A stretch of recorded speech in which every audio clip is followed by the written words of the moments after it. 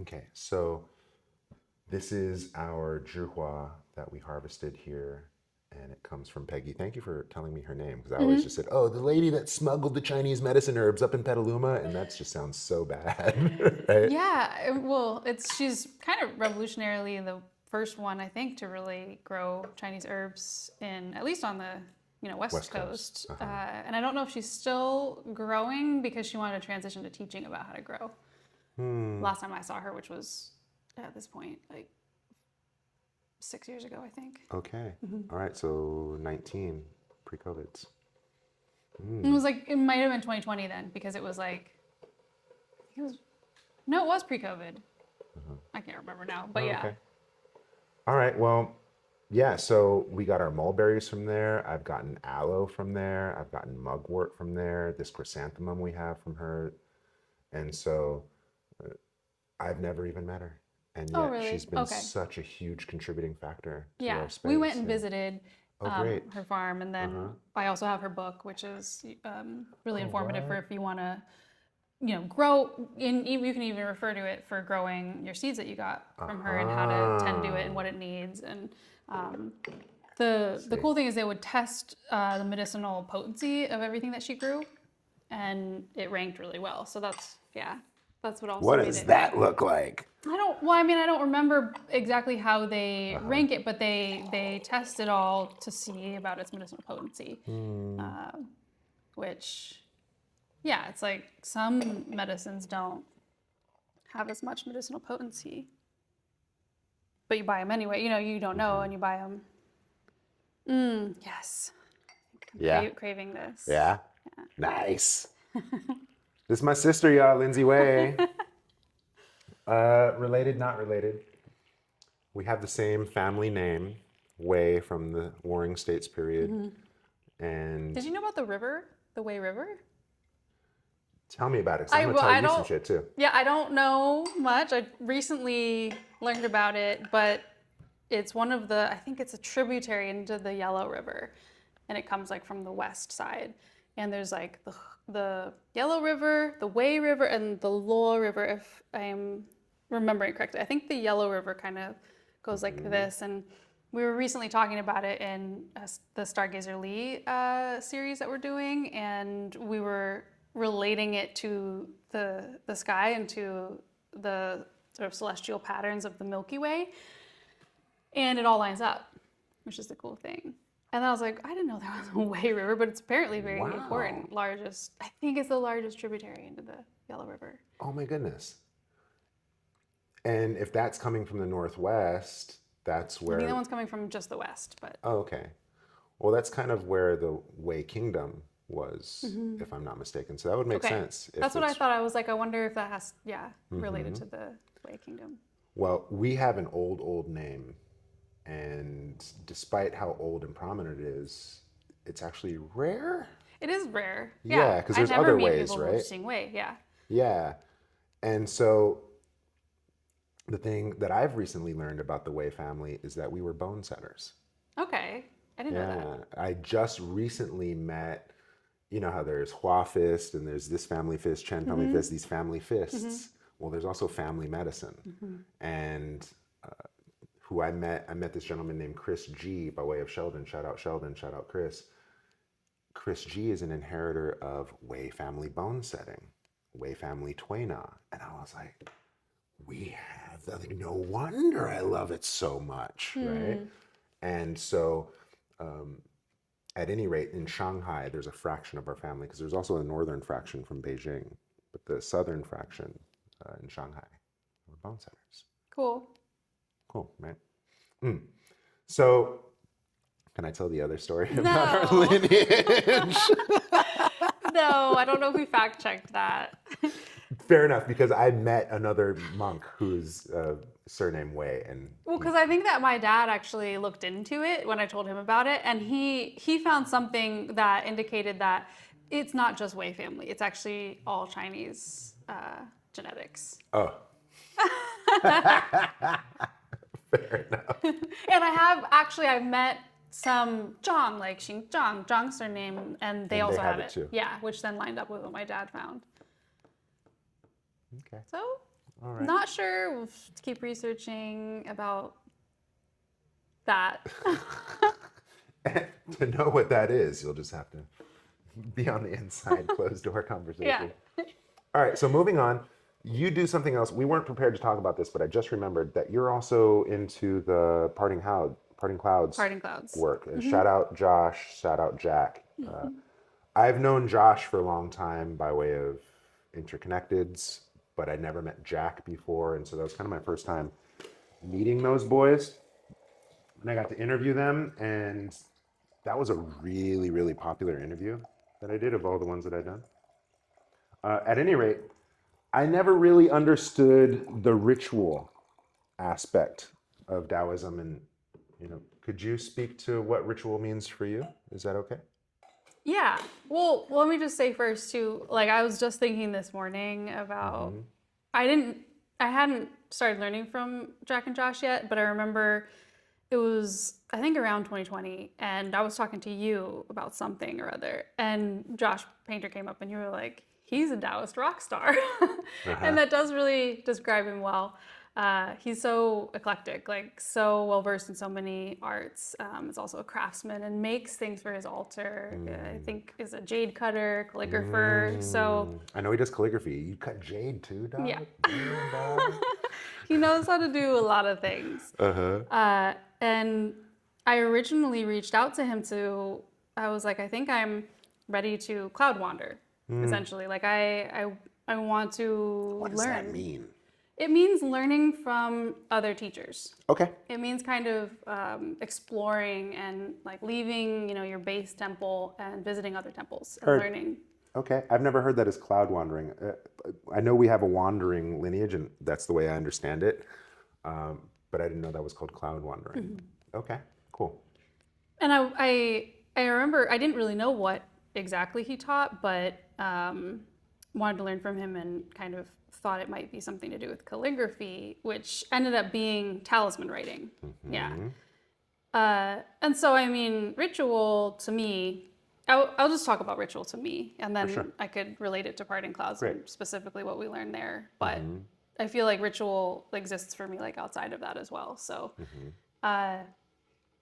yeah. So for me, ritual is about empowering the moment and being able to, it really is kind of that role of the seer to be able to communicate with above and below, be able to communicate with the formless realm, the unseen and eternal, and be able to have that become something substantial, have an actual effect in this reality, in this realm. Okay.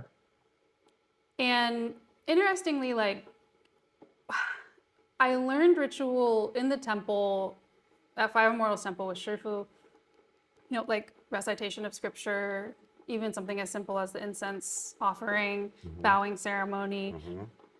And then they have really elaborate versions of that, like reading petitions, the new moon and full moon, or the Gaogong Fasha, the high ceremony, very elaborate, complex ceremonies. But sometimes they can feel so complex, and depending on who's doing them, they may even be bereft of any power.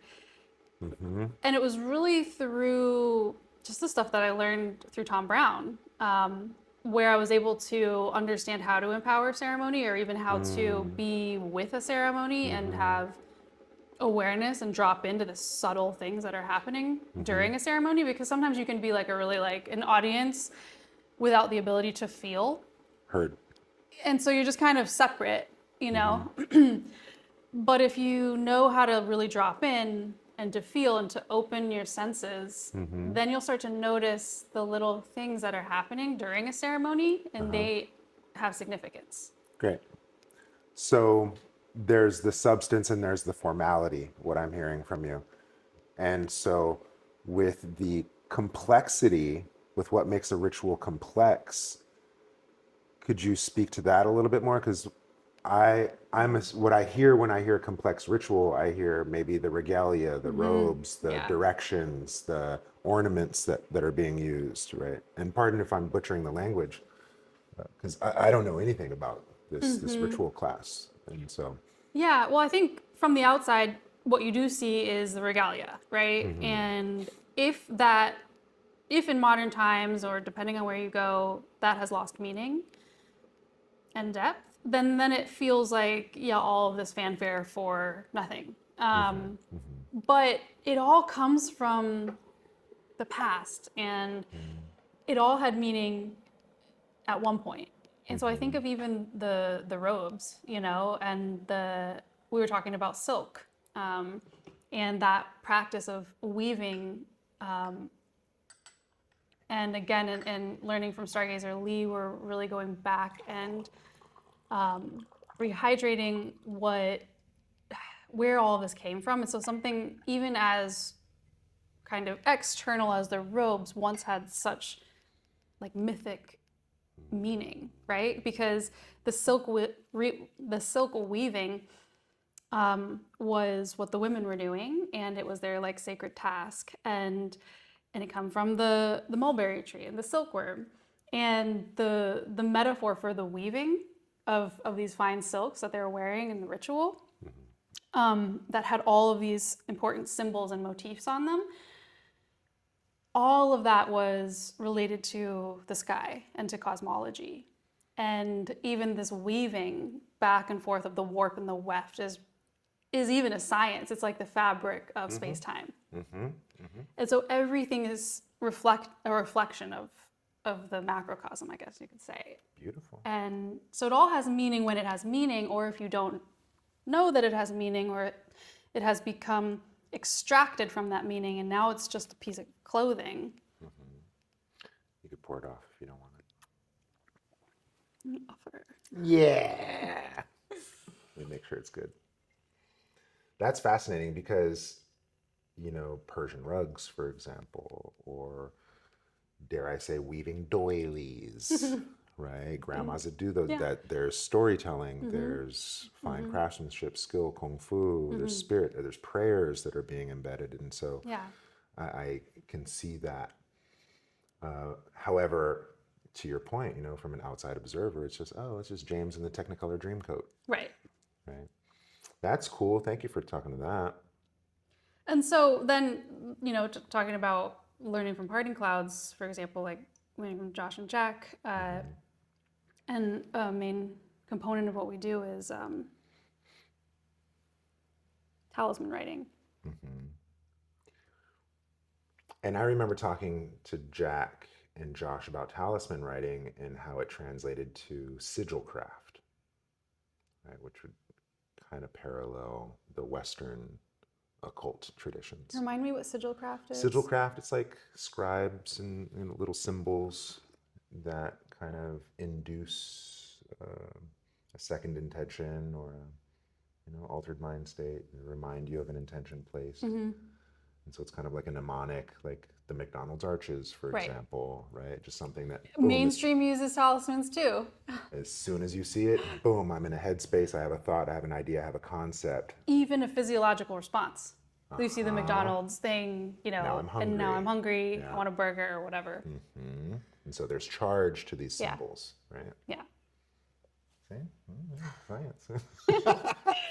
It is Taoist science. But what I wanted to say, kind of in relation to that one component that I find really beautiful, is that it doesn't stop with the symbolism that is happening when you look at it. It's the paper making, right? Again, back to the mulberry tree.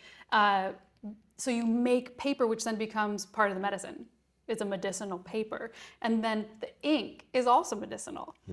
And crazy way that ink is formed, and I don't even fully understand it yet, but I think that it's, you burn the soot onto glass. Have you heard of it? Did Josh tell you about it? We talked about this. Yeah. So you burn the soot onto the glass and then you scrape it off, and then I believe you mix it with, don't quote me on this, but maybe Borneol, because it really smells that kind of mentholy thing. Maybe you mix it with a different type of resin, or maybe the thing that you're burning is... Crisco oil, shortening. No. But then I think it's sometimes mixed with the ass hide glue. which I can't remember how to say that in Chinese right now. Fascinating. Him and I talked about this too, because the way that I understood it was ink was made by saving my nail clippings and my fallen Nail hair. clippings would be the And then I'd burn that, and then the ashes I get from my waste product, interesting. then I would dilute that lightly so I get an ink. Yeah. And then now it's makes me sense. imbued into it, right? Yeah. That's also a different formula. Right. And you could burn, I guess, many different substances and then get that soot from it. And the nails would be that kind of acid glue component. Yeah. Oh, with the collagen. Yeah, exactly. See? Science. Dope. Okay. Yeah, because I often tell the story of how I was recruited into the esoteric order of the Golden Dawn. I didn't do it, right? But in that recruitment conversation, I realized how much of a magician I already am. Wait, the golden dawn? Yeah, it's Western Orthodox, Oh, okay. Western esoteric occult. And so they tried to recruit me. I turned it down. I didn't want no part of it. But especially like the regalia and the robes and the directions and the candles and the colors, it just looks like Dungeons and Dragons to me. And so it doesn't land. And what I also know about these ritual magicians is that there comes a point in the practice that the ritual is no longer necessary. Yes. Yeah, absolutely. And so Sometimes all that regalia is for the viewer to draw them in so it doesn't look like you're just walking in a circle and going like that.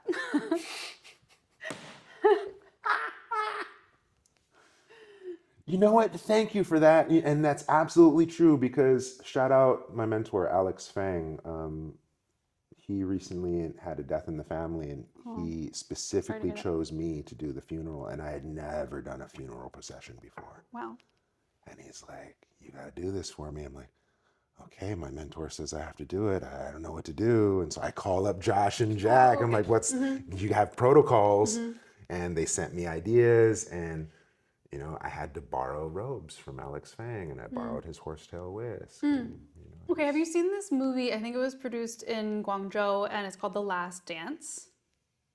no. Okay, gotta watch it because I don't know anywhere else to view what I think it was these funeral rites are. It's still alive in the South, but not other places in China. And so when I was in China this past summer, one of the Chinese volunteers was showing me this movie, and I'm pretty sure it's called The Last Dance because it reminded me of that other movie called The Last Dance, which is totally different. But this one, it's all about a Taoist who teaches his son and eventually his daughter how to do these funeral rites. And it shows a lot of it. It's really cool. You should check it out.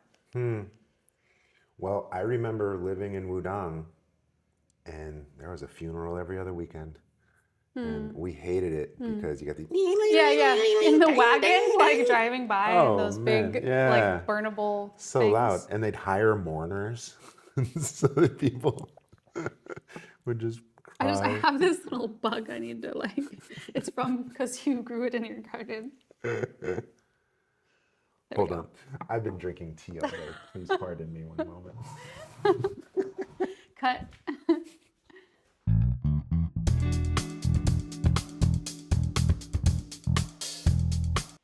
Enjoying your stay here so far? Definitely loving it.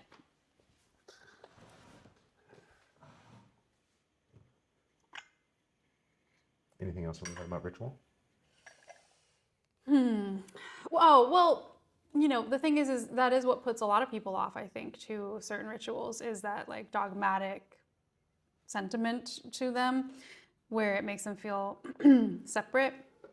But you can strip all of that away. And what empowers ritual is very basic and very fundamental and has everything to do with just the movement of the cosmos and the movement of sky and earth, or what we would call heaven and earth. And that's all that it is in any culture. It's just describing what the sun and the moon and the earth are doing, in my opinion. Fair enough.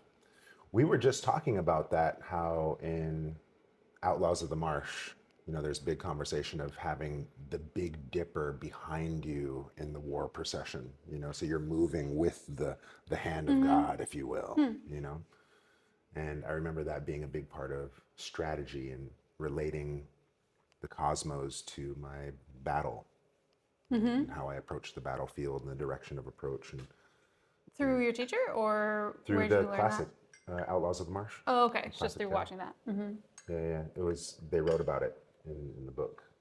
Were you reading it, or is it a show as well? Yeah, I read it. Okay. I read the classics. I read Journey West. I read Outlaws of the Marsh. I read Dream of Red Chamber. I read Three Kingdoms. Trying to be Chinese. Good on ya. You Chinese? You call yourself Chinese? I guess I need to go read What this. you know about the Three Kingdoms, dog? It's true. I mean, so much comes from there. Right on. Well, segue ritual. I think that it's really cool that you and I were on the same mountain, but on different sides of the mountain.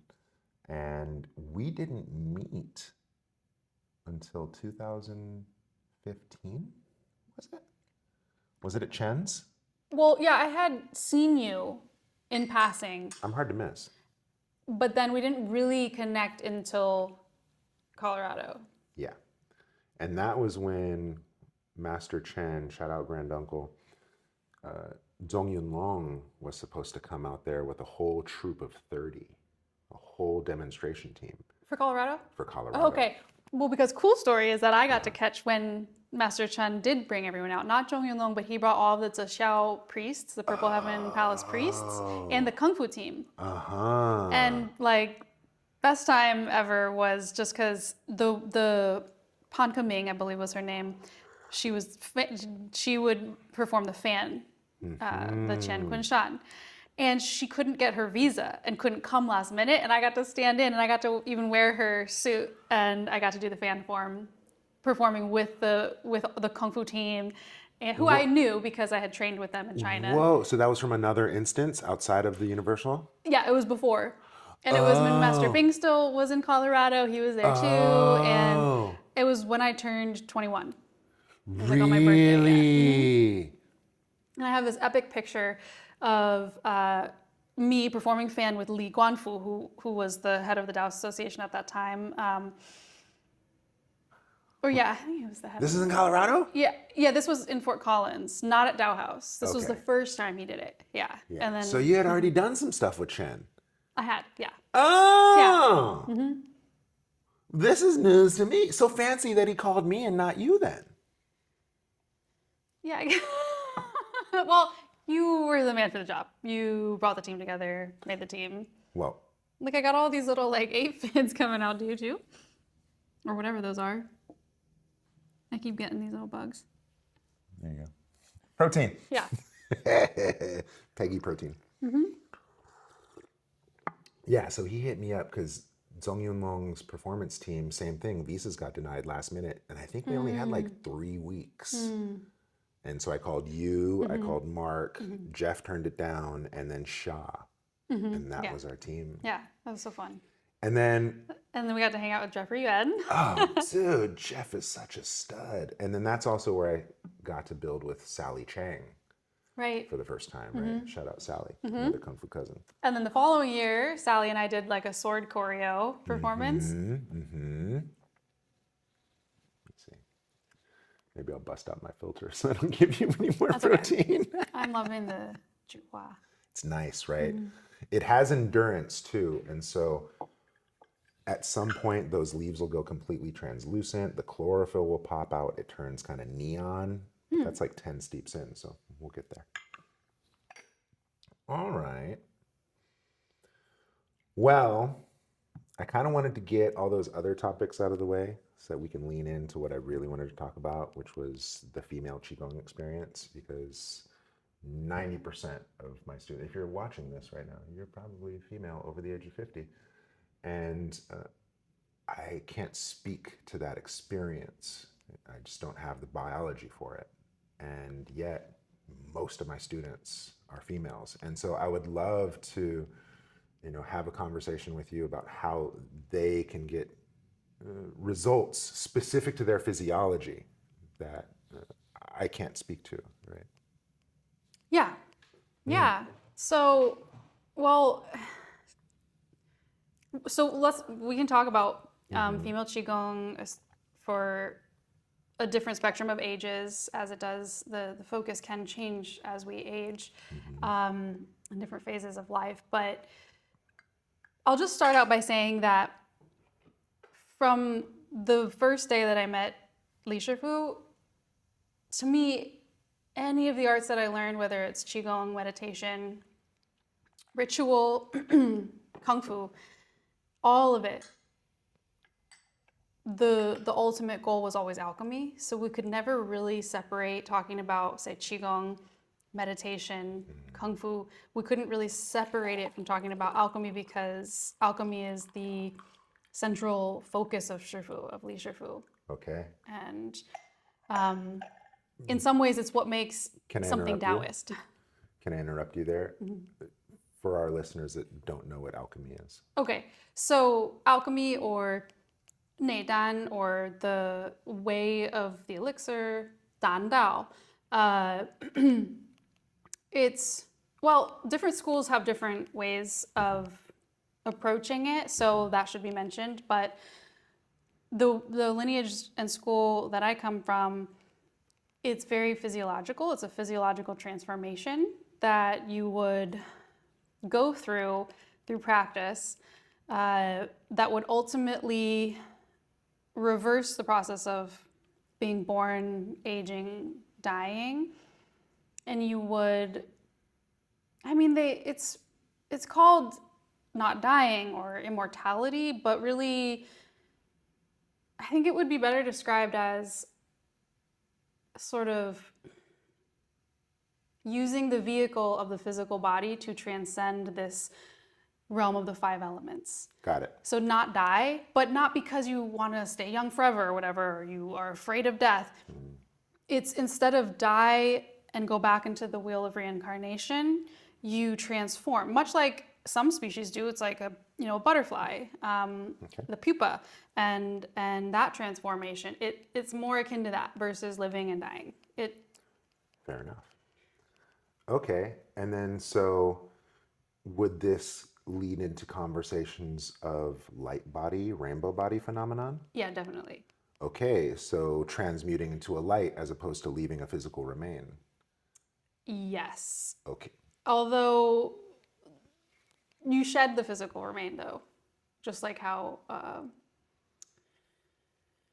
like anything that goes through a larval state would shed that, like a cicada.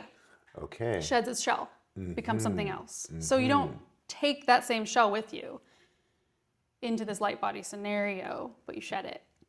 Fascinating. And just like, well, actually, Shifu believes like Jesus Christ and those visions of the resurrection. Hey, we were just talking about it today, that in American occult history, George fucking Washington is attributed with light body. Really? And you will see murals and paintings of him with rainbow halo, a spiritual attribute Interesting. to Yes. light body phenomenon. Yeah.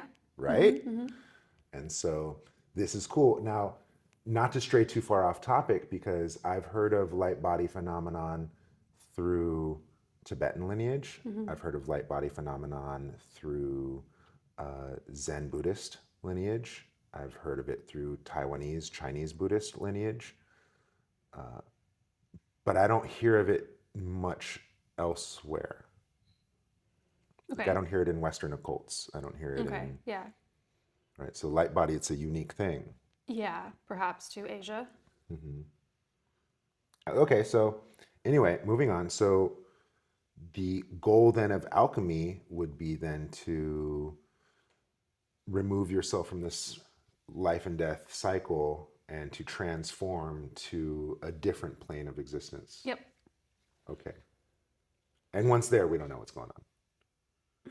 Well, I think everything about alchemy, it should be reminded that for the most part, other than like when talking to someone like Li Shifu, who has gone really far with it, it's all speculative in a way, you know? So, because it's like I wouldn't be sitting here if I had gone all the way. I wouldn't be talking to you about it. So anything we do say is speculative and not fully experienced yet, because once you experience it, you can't. Well, and that is though what the immortals, they came back to teach it to us, but Fair through enough. spirit writing or through revelation, visions, that type of thing, right? So we just know it through that, or like for example, someone like Li Shifu who actually witnessed his Shifu do it. So Yeah. And that's where it's cool because we have a lot of our transmission from Liu Ming. And that's our feng shui, astrology, geomancy, and so forth. And his teacher light bodied. And there's recounts of that.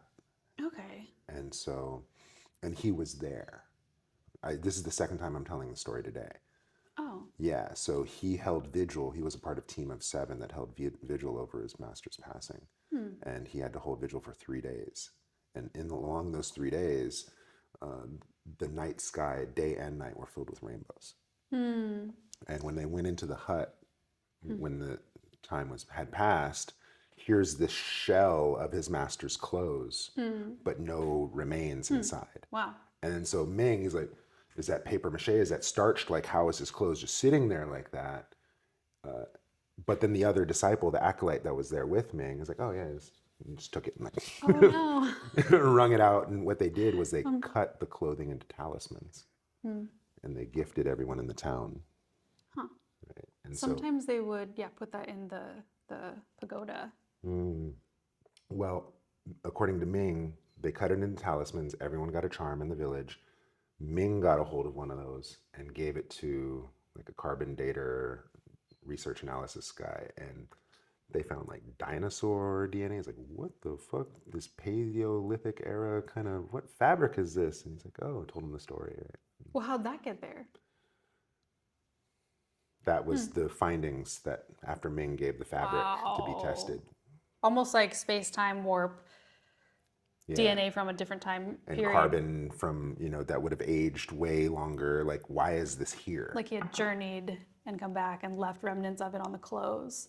However, Yeah, because there's a long period of time, sometimes up to 9 years, where that process is happening and they're in stillness meditation, but the body's still there and they're journeying.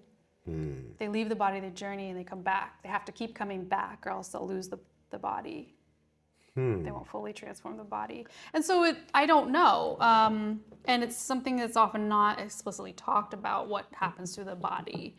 Shifu doesn't tell that part of the story of his Shifu, Tao Shifu. But he does report the glowing red light yeah. when she transcended. Yeah. That was the other thing, is that towards his final phases, he stopped casting a shadow.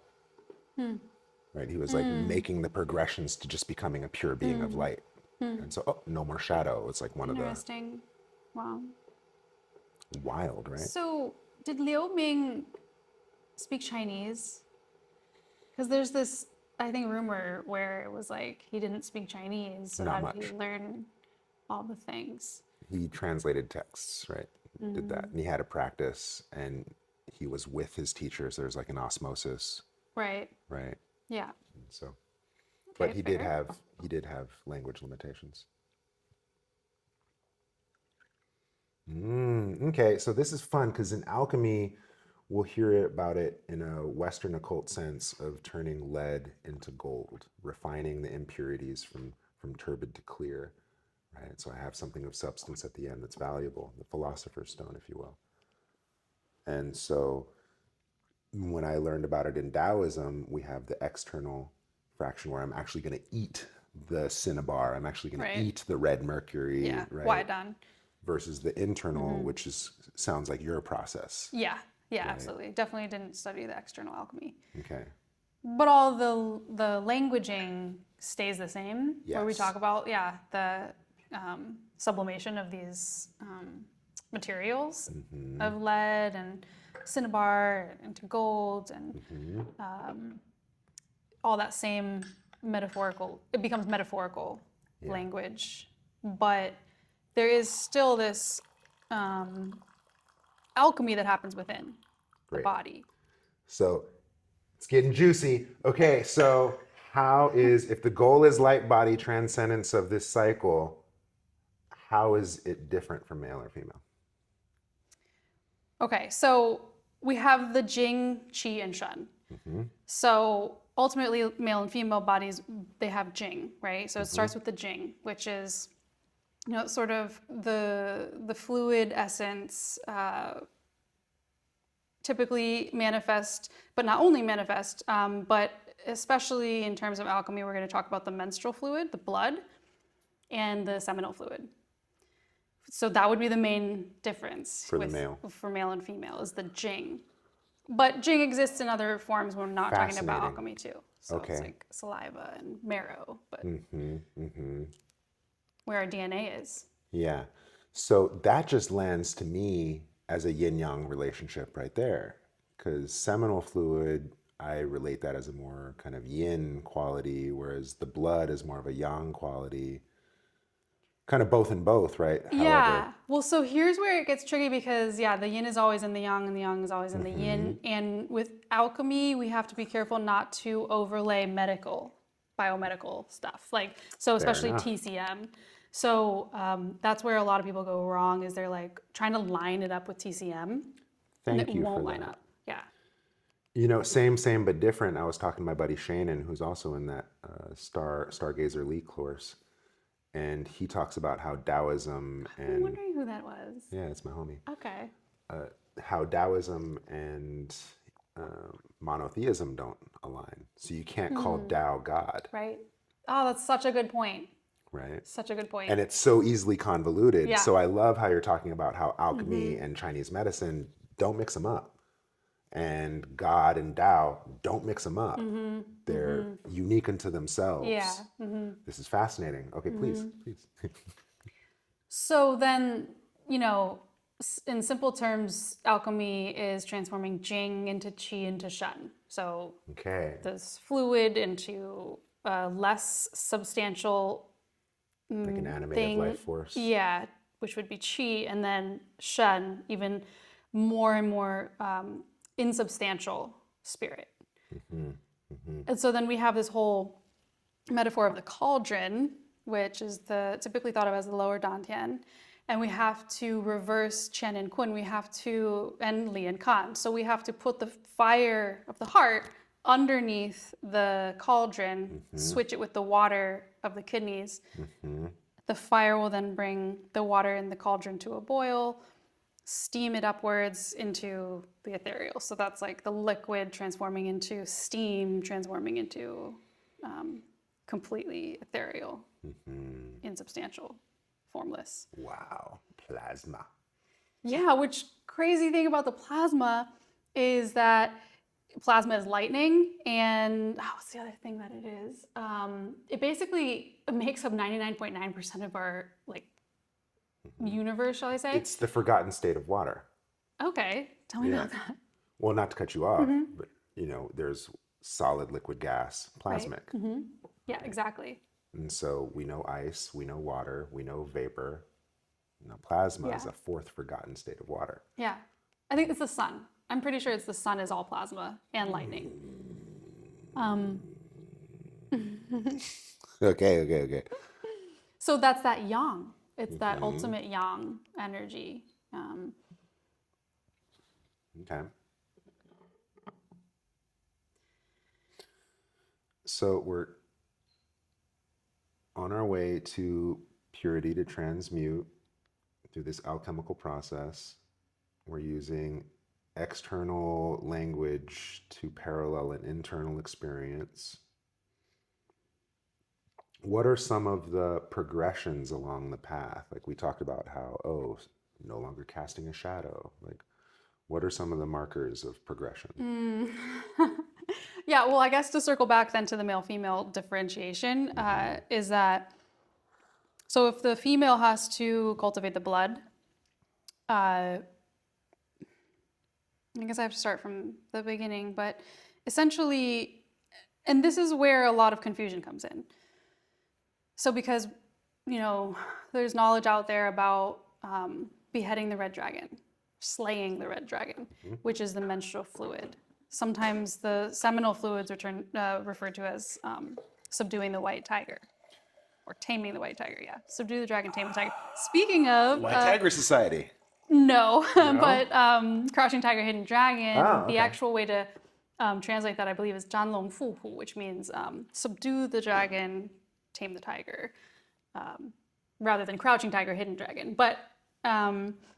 And that's alchemy. and that's alchemy. So actually Male, the title female of that whole movie is this like phraseology of alchemy. And it makes sense if it's a love story now. Yeah, but the kidney water and the heart fire is the love story. Or the Weaver Girl and the Herd Boy. Wow, I gotta watch that movie again. I gotta watch it again. Okay.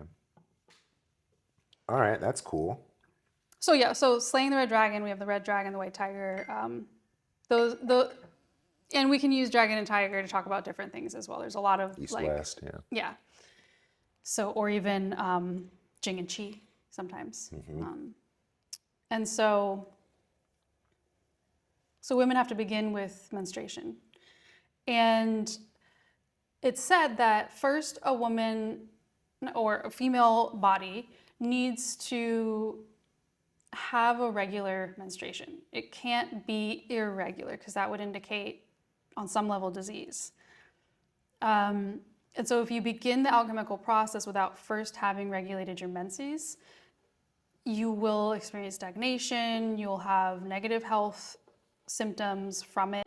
So often the first step is to regulate through yang sheng, diet, qigong. And so that's really the stage that all of us are at in a way.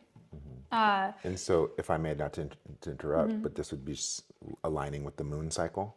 Yeah, so female bodies, could align with that cosmological force of the moon cycle. And you want it to be regular. And the blood to be clean.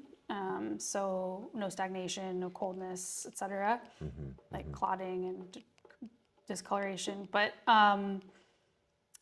yeah, and so some people have moon practices, but our school doesn't necessarily. And it would just be through, yang sheng practices, qigong, that you would regulate. And so not necessarily in line with the moon, but just on a regular, consistent pattern, rhythm. Okay. Yeah. Fair enough. 28 days, typically. So, and not only that, but cultivating your character, having morals, kindness, compassion. Essentially, the first 5 days of the alchemy course at the Five Morals Temple is the 49 Barriers text. So we move sequentially through the 49 barriers, which are these barriers along the path of cultivation. Essentially, our human nature is a lot of it. Our tendencies of, negative emotions, jealousy, competition, irritability, illusion, demon of books, arrogance, these kind of aspects that we need to overcome. Defining my character. Yes, I have that. I always say to my students when we read the 49 barriers, it's like a hammer coming down just over and over again. Yeah. Funny. Okay, so that's cool. So you have the prerequisite of regulating the cycle, regulating the emotional state, dare I say, being human. Yeah, because the first barrier is love, actually. So it's like the little love of attachment, which is usually our relational love. But whoa, can we talk about this? It kind of reminds me of Avatar: The Last Airbender, when Aang was about to achieve full awakening, and then he's like, "But I love Katara." yeah, actually I didn't see the end, but Okay. but it would be like that. Yeah. Often, well, in the final stages of alchemy, and it's not even the final stage, but like one of the stages is where all of your demons come to find you. And in legend, it's often your family, but it's an illusion of your family. They come and they try to bring you out of the meditation And even the, Tia Guai Li legend of the Tia Guai Li, Iron Crutch Li, that's a story. You've heard that story? Shall we tell No. it? Yeah, but I'm just you saying that the demons come to test you and they'll often arise as your family. It just makes me think of all the near death experiences, where Mm, people say their family comes. Or mm, I've worked with enough hospice nurses totally. where 90% of deaths, where they're cognizant, they speak to the relatives coming to Yeah. fetch them. And so are those like Do archons they trying to say keep it's, us? yeah, or is it real? Because often the family's saying, come like to this other side. Uh-huh. But if you resist that, you actually stay alive. Or in the movies, they always show it this way. Like the family's like, come be with us. And if the person is like, no, like I'm not ready to leave yet, then they like wake back up out of a coma or whatever. So Whoa. And this is special to me because, we lost our daughter last year, and there's a big conversation of, I want to see my daughter, my wife, we want to see our daughter. And so we want to live a righteous path, if you will, so we can ensure that we're going to a place where we can be with our daughter again. And yeah. so this is a beautiful conversation in that it could be a demon lacking me into this cycle of incarnation. Like, wow, human experience. Wow, fascinating. Yeah, it's pretty crazy. And that's why I often call like the alchemical. Should I smell it or look at it or? Remember I told you the Oh neon yeah, would come? it's gonna turn like neon and translucent. Yeah. Like I don't know, what was I just saying? I don't know. I hope you guys are finding this entertaining. This is juicy to me. I love this stuff. Oh, I'm saying alchemy is the impossible task, and it actually is arrogant to even talk of it like something we could achieve. And so I always try to like humble myself when I'm talking about it and remember like I I who am I to even talk about it? So, but it's really only because I have a true teacher and I've read the texts, and through learning from Li Shifu, I can understand the texts, whereas I couldn't understand them if I didn't have him as my teacher. So, and I think why I want to talk about it, or because it fascinates me, but also because there's so much misunderstanding about it, and I think that can be damaging. Yeah. Well, just how you said alchemy and TCM are not the same, like that's a paradigm shift in and of itself. And I can think of so many that might have their heart broken by a sentiment like that. Yeah, there's this whole thing about like, is it different for women? The microcosmic orbit, is like the holy grail of alchemy, right? Everyone wants to know about the microcosmic orbit. And there's this idea out there where the female body would then go not up the spine and down the front, it would go up the renmai, and I don't know where that came from, but it must come from that mixing of TCM, I think. Because I Because they do tie in believe the that's eight incorrect. extraordinary vegetables, the 8 extraordinary vegetables, not 8 extraordinary vegetables. Okay, I get that. Well, I need to rethink a lot of my logic then, because it's I my think I would clinical fail that experience. test too, by the way, of family coming, because, we have kids. So it's like, that would be really hard. Yeah. Huh. Well, I'm really enjoying this view. So to go back to your question on like, what are the major milestones? The languaging is so funny. It's all cryptic and symbolic, but one of them is that the breasts will turn into walnuts. Which is, and then the testicles will retract back into the body. You've heard of this, right? No. Okay. No, I haven't. I've heard of your hair becoming black again. I've heard of teeth regrowing again. And I've seen that. Master Shou Shulian in Beijing, Bagua guy. I met him when he was 70. He was like, look, new molars, look, Wow. look. Huh. I'm growing new teeth. Interesting. Yeah. Well, it's also, when you talk about the black hair, I think of the Sanbao, the three treasure gods. You know how two have black hair, and the one that's Lao Tzu has the white hair, because he left that primordial state to deliver the teachings on Earth or in this realm. So his hair Fascinating. turned gray. So this is cool to me because shout out Jesse Lee Parker, Dao Yoga Jesse out in Japan right now. He's my older brother in Wudang, and he would talk about the immortals in a very literal sense. And me being raised in the Catholic Church, I always laughed at people who took the Bible literally.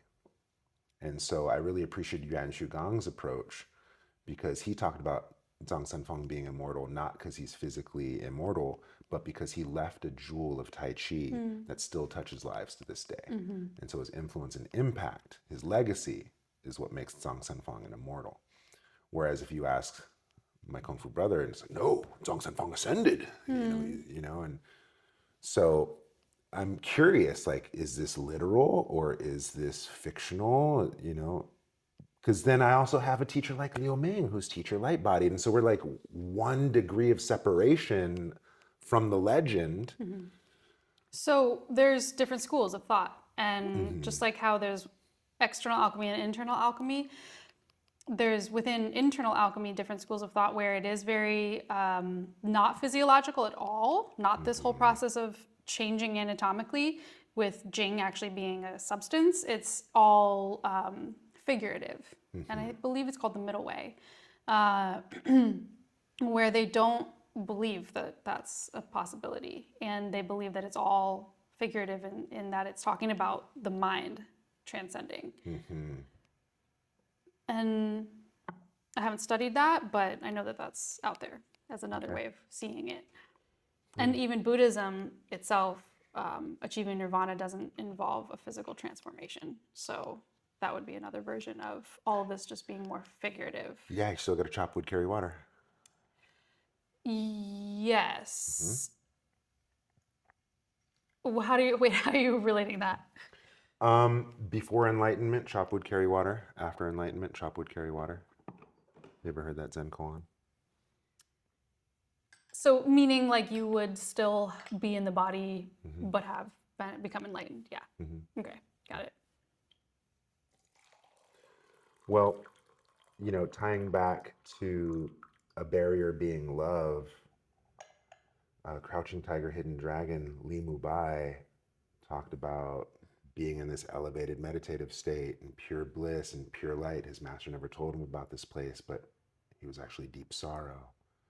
And that's why he came back into the red dust to like pursue Michelle Yeoh. It's like, I love you. And it was his last dying words. It's like, you know, I could use my breath to cultivate and do this thing to project, but no, I actually want to let you know how much I love you. It was really sweet. Yeah. The romance, right? Yeah.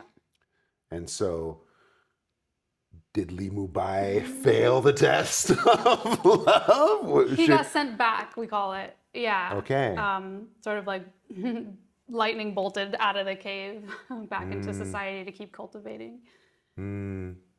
But often, so it's said, yeah, that failure can sort of squander the whole thing and you might not have another chance.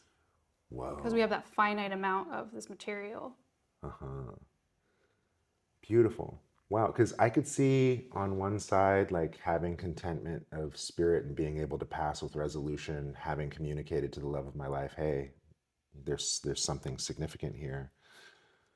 And I could also see the transcendence of letting it all go. I guess it's a matter of risk to reward, right? Which one do you want to pursue? Yeah, and I mean, that's the thing about people being so interested in alchemy, and I'm not sure why we are so fascinated by it because it's so contradictory to the flow of being human, really. And I think people really don't understand that aspect. They think, oh, I can cultivate alchemy now and achieve results, when really I think of it as like a one-way ticket. And you only have enough in the savings account to buy it once, maybe twice.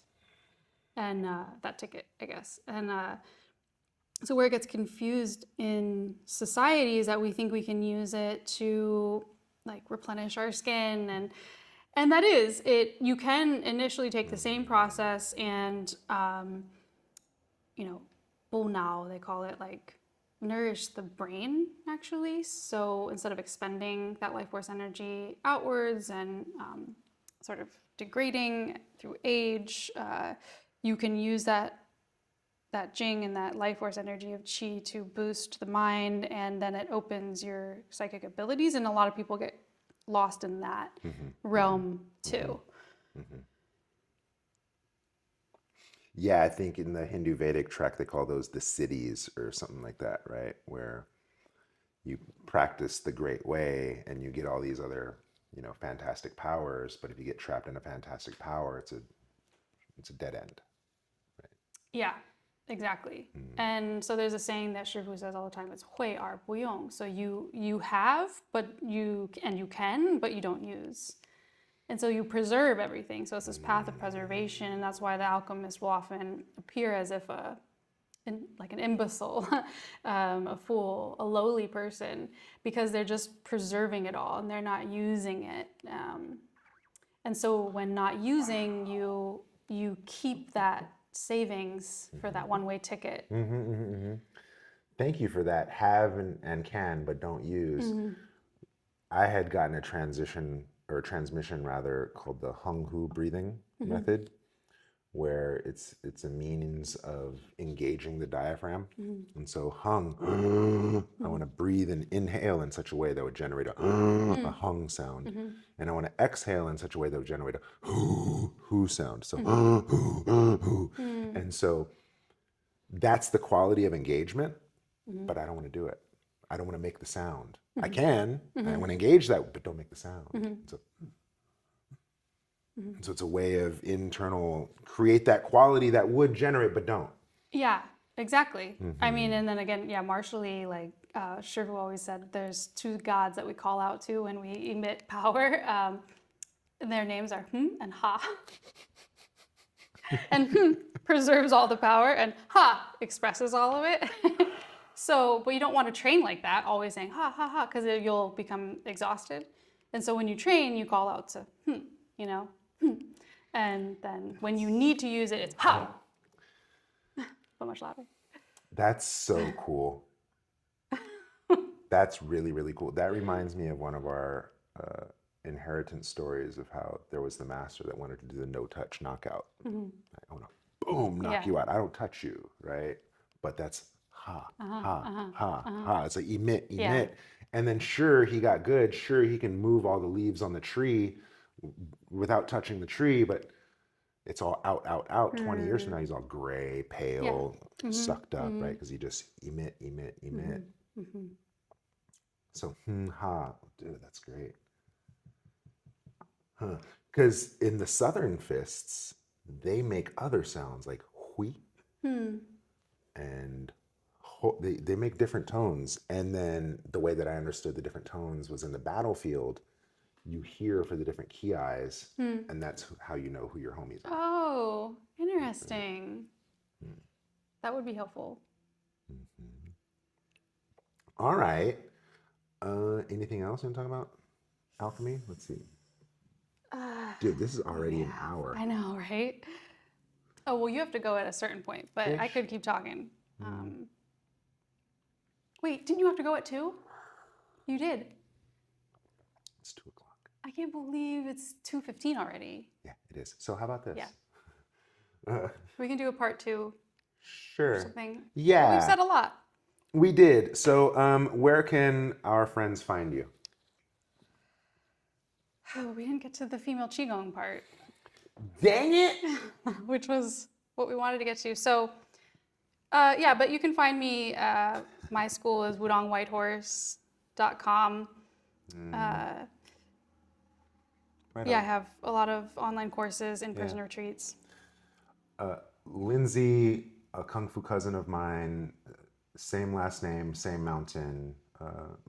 That's how we're related. So whenever my female students request a female perspective, I always send them to you. And before you, I had another one, Joanne Shea. Shout out Joanne. I would send them to her. And then there's the kung fu aunties like Marilyn Cooper and such, but she never really had the kind of female alchemy stuff insight, right? And so in terms of the actual female qigong, female alchemy, you and Joanne was who I would send to. But you're in my lineage, so now it's like all to you. So if you guys have questions, by all means, there's a lot of exchange between her community and mine. And so by all means, go see Auntie Lindsey. And if you're with Auntie Lindsey, by all means, come see Uncle Dave. Definitely. Yeah. Cool. All right. WudongWhiteHorse.com. You're also on shift. Yep. Coming up in January, all the way through June, be teaching Qigong on Shift Network. Dope. Cool. All right, guys.